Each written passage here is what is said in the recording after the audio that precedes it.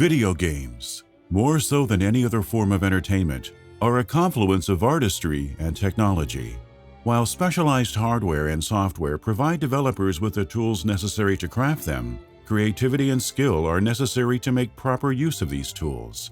And like with any other artistic medium, the only way to improve this creativity and skill is through experience.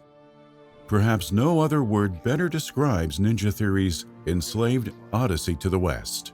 An action-adventure game set within a fantastical post-apocalypse, Enslaved charmed many people with its exciting combat and heartfelt story, but sold well under what most games of its genre typically boast upon its release, resulting in it quickly slipping under the radar of most mainstream gamers.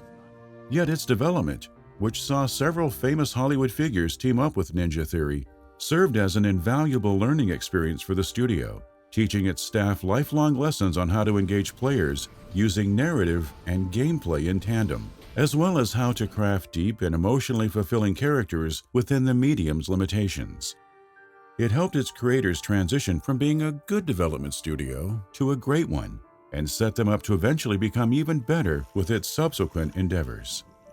Sometimes the destination is the most important part of video game development, while other times the journey is paramount.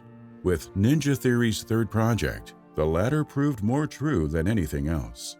This is the history of Enslaved: Odyssey to the West.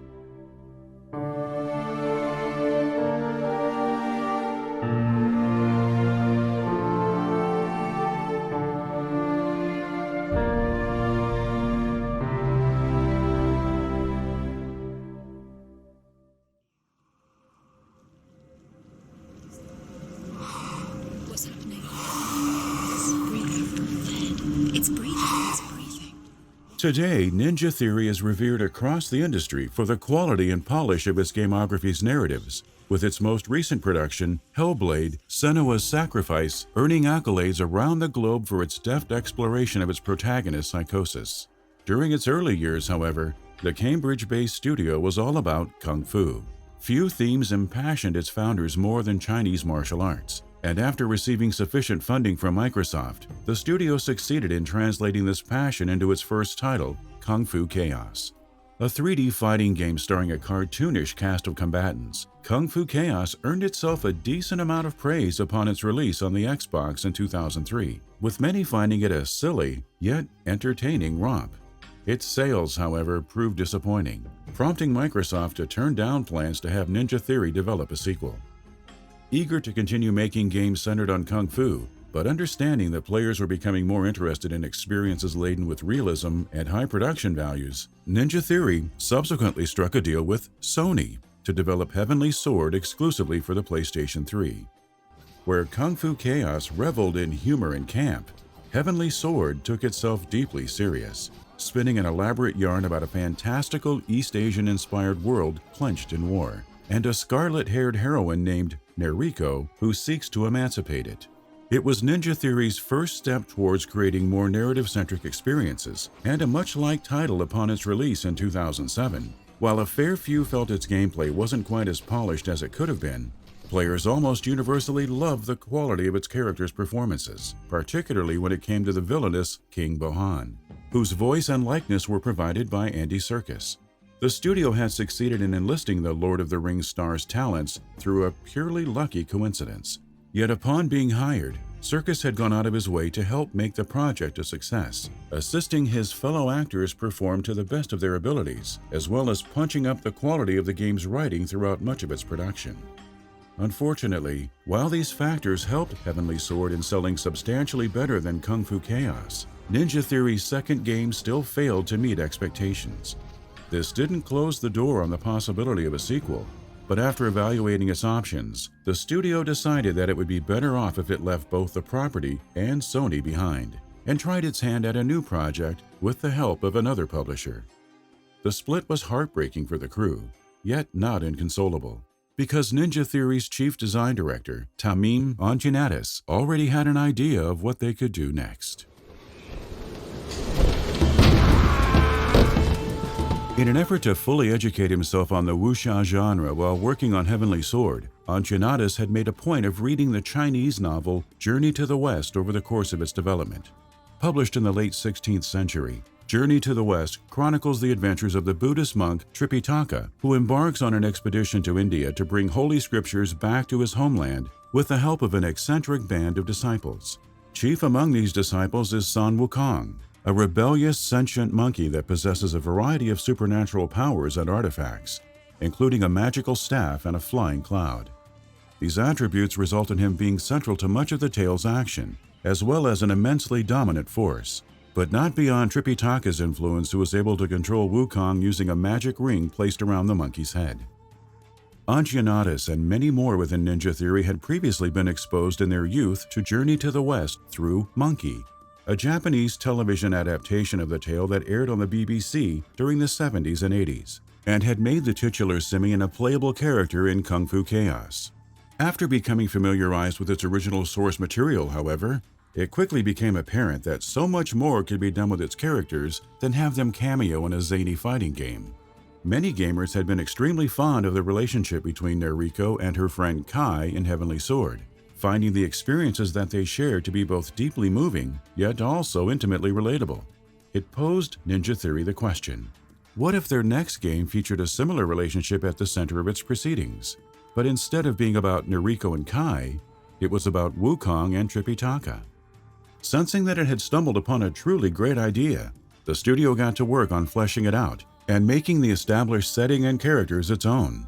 Instead of taking place in the ancient past, the team decided early on that their version of Journey to the West would take place in a post-apocalyptic future ravaged by bloodthirsty robots, in order to make it more relatable to players unfamiliar with its source material while still maintaining its whimsical nature.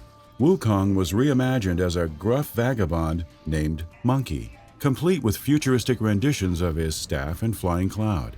Tripitaka became Trip, a tech-savvy woman who uses a slave headband to assert control over Monkey, and Pigsy, a humanoid pig monster that both helps and hinders the other two in the original tale, was turned into a foul-mouthed mechanic. Come on, this way.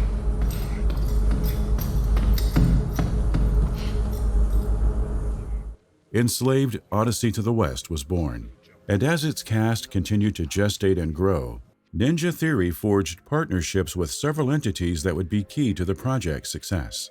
Among these partnerships were Bandai Namco, which agreed to serve as the game's publisher, and Andy Serkis, who enthusiastically agreed to come back to the studio and portray Monkey. Yet perhaps the most important partnership that the studio forged during this time would be with Alex Garland, the English writer and filmmaker best known at the time for penning 28 Days Later and Sunshine. After receiving word that Ninja Theory was looking for additional talent to help bring their third game's script to life, Garland got in touch with the studio and quickly established himself as one of Enslaved's biggest cornerstones. In addition to writing the majority of its dialogue alongside Anchianatus, the auteur got heavily involved in the design and flow of its levels, providing endless feedback on how to properly build up tension within them in order to provide as dramatic an experience as possible, as well as making sure that they didn't detract from the game's narrative elements.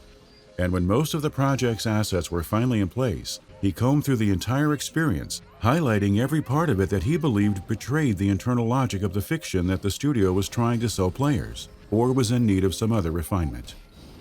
Garland was nothing less than a perfectionist, but his contributions to the project never led to fisticuffs between himself and the rest of Ninja Theory. Even at his most critical moments, both parties maintained a mutual sense of respect for each other and viewed each other as equals in their artistic ambitions. The same was true of the game's cast, which, under the guidance of Serkis, worked hard to ensure everyone within the studio would walk away from Enslaved with a newfound respect and understanding of performance capture technology. More than just saying their lines and performing whatever actions that Garland and Anchianatus called for, the thespians approached it almost as if it were a piece of physical theater, acting out their characters with utter commitment to their physiques, personalities, and the imagined spaces they occupy. All of this made for a considerably ambitious undertaking. Yet in the end, Ninja Theory managed to complete Enslaved: Odyssey to the West both on time and on budget, and release it to some of the strongest reviews its staff had ever laid their eyes on in October of 2010.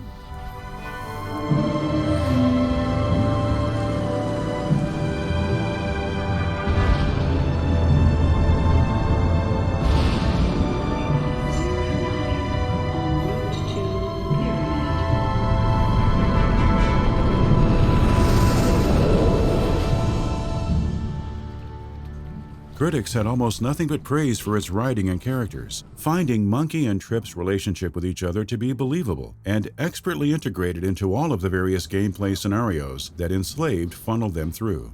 Equally lauded was the game's world, which most found stunning in both its vibrancy and scope, as well as a healthy breath of fresh air from all of the dingy, gray apocalypses that permeated so many other games at the time. And while some felt that its combat system was a little too simple for its own good, most agreed that the sheer variety of objectives that the game threw at players made it rarely feel repetitive on the whole. Critics were less kind when it came to the game's technical issues, which made themselves known just often enough throughout Monkey and Trip's journey to be a nuisance. Many who reached the climax of this journey also came away dejected at its ending, finding that it raised too many questions and not enough answers. Yet when all was said and done, the most disappointing aspect of Enslaved, like Kung Fu Chaos and Heavenly Sword before it, would be its sales. Whether distracted by all the other games that launched around it, or turned off by its combat or setting, consumers ultimately failed to support Ninja Theory's third outing to the extent that Bandai hoped for. And circumstances wouldn't be much different when its PC port arrived some 3 years later.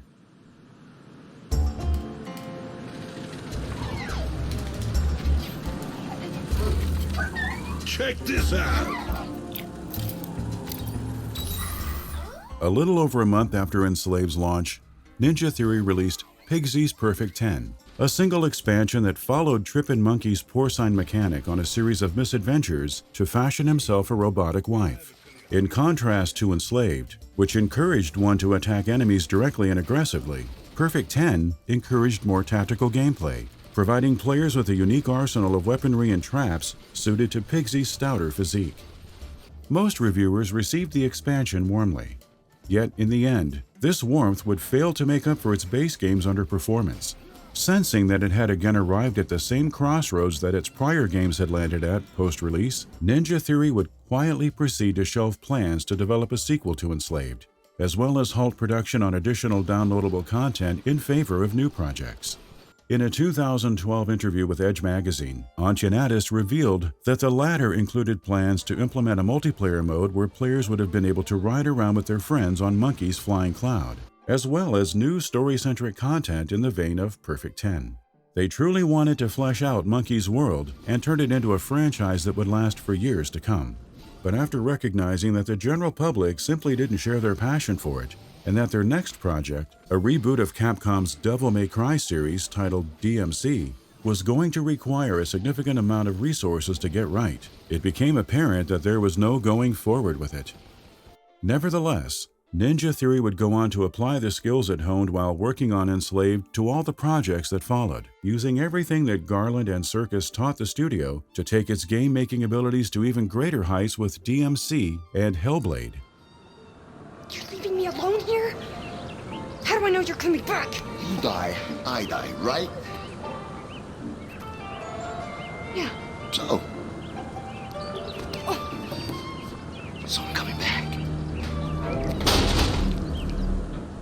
Today, Enslaved remains beloved by both fans and its creators at Ninja Theory, with many of the latter regarding it as a turning point in their maturity as developers. Whenever asked about the possibility of a sequel, however, the studio's responses have rarely been optimistic.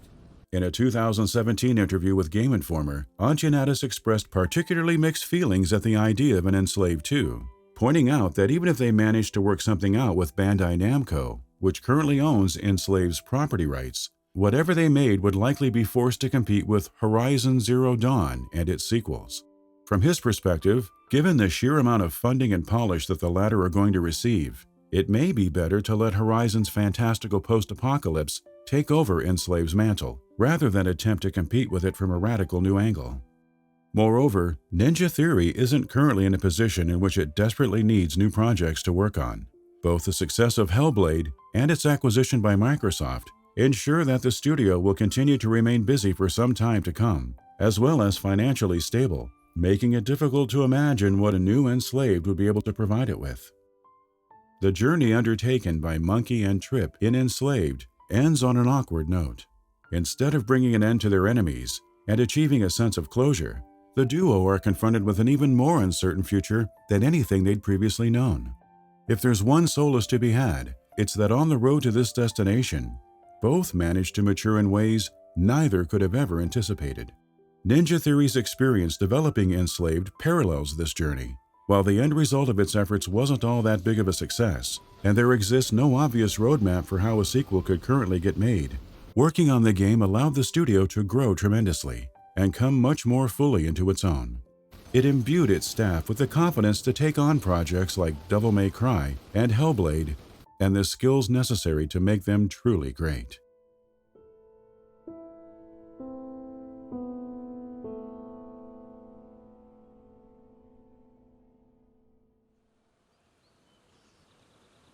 Thank you for watching our video. Our documentaries are crowdfunded and made possible by your continued support for us. We'd like to thank by name the generous patrons who have pledged to our highest reward tier: Andreas Ebenhardt, Caleb Shishkevich, Jefferson dos Santos Oliveira, Kaitadis, Kyle Polenton, Maktoum Saeed Al Maktoum, Mohammed Kayet, Petrick Bolio, Timur Turisbekov. If you enjoy our content, please consider subscribing to our channel and joining us on Patreon. Thank you.